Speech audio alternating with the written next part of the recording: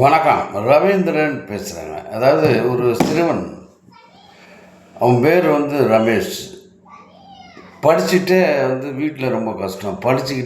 படிப்பு முடிஞ்சோடனே ஏதாவது ஒரு வேலை, இந்த எல்லோரும் சப்ளை பண்ணுற மாதிரி ஒரு கடையில் கொடுத்து அப்படியே போனோம். கொஞ்சம் வீட்டில் ரொம்ப வறுமை.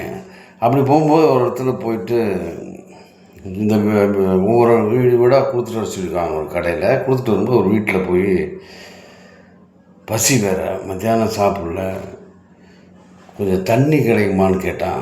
அந்த பெண் பார்த்துட்டு அவனுடைய பார்வை, அவனுடைய அந்த முகம், வாடி போயிருக்கிற முகம்லாம் பார்த்துட்டு பையன் பசியில் இருக்கான்னு சொல்லி உள்ளே கூட்டிகிட்டு போயிட்டு நல்ல பெரிய பெரிய இட்லியாக 2 இட்லியை கொடுத்து சட்னி சாம்பார் போடல ஃபுல்லாகி போச்சு.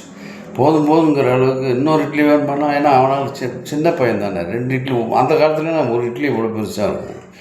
அப்படி சாப்பிட்டுட்டு வந்த பிறகு நான் கடன் விட்டேனே உங்களுக்கு, இந்த கடனை நான் எப்படி அடைக்க போகிறேன்னு தெரியல. கடனா? அன்புக்கெல்லாம் எதிராக கடன், அன்புக்கு விலையே இல்லை, அதை கடன் நினைக்காத அப்படின்னு சொல்லி அந்த அம்மா அறிவுரை சொல்லி அனுப்பிச்சிருச்சு. அப்புறமா அவன் படிப்பு தான் முக்கியம், இந்த படிக்கிறதுக்காக 4 மணிக்கு மேலே போய் வேலை செய்கிறது. அப்படி பண்ணி கடைசியில் டாக்டராக படித்து பெரிய ஹாஸ்பிட்டலில் நம்பர் 1 டாக்டராக, புற்றுநோய் டாக்டராகலாம் வந்தான்.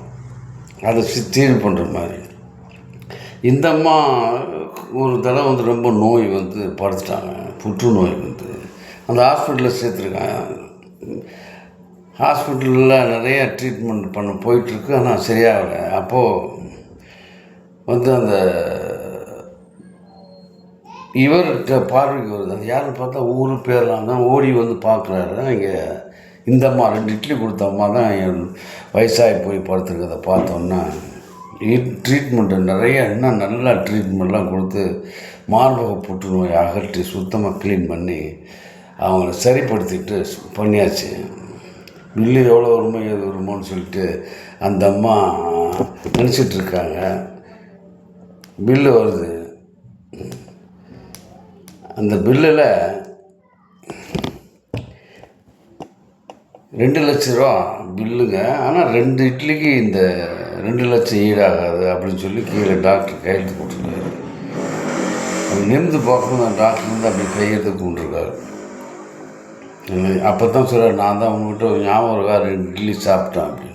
திருவள்ளுவர் சொல்கிறார், ஆற்றார் அழிபசி தீர்த்தல் அக்துருவன் பெற்றான் பொறு வைப்பொலி அப்படின்னு சொல்லிட்டு ஒரு திருக்குறள் இருக்குது. அது எப்படின்னா, என்றாவது ஒரு நாள் இன்னும் 4 பேர் பசியை தீர்த்தான உனக்கு பின்னாடி அது ரொம்ப ஒரு செல்வத்தை தரும், நல்ல நீ ஹாயாக நல்லபடியாக இருப்ப. அதனால் ஒருத்தரோட பசியை தீர்க்கிறது அவ்வளோ பெரிய விஷயம்னு சொல்கிறாரு.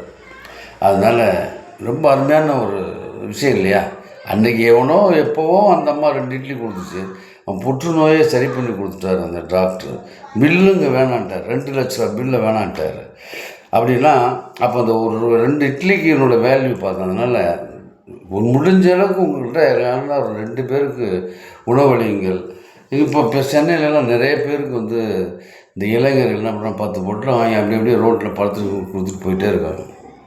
நான் நேரடியாக இப்போ ஒரு பாக்கெட் 10 ரூபா தண்ணி வச்சுட்டு போகிறாங்க ஒரு சிலர். அது மாதிரிலாம் செய்யலாமே புதுசாக. எல்லோரும் இதை பார்த்து செய்யுங்க, உங்களுக்கு பின்னாடி நல்லா இருப்பீங்க, சிறப்பாக இருப்பீங்க. வாழ்க வளமுடன். நன்றி.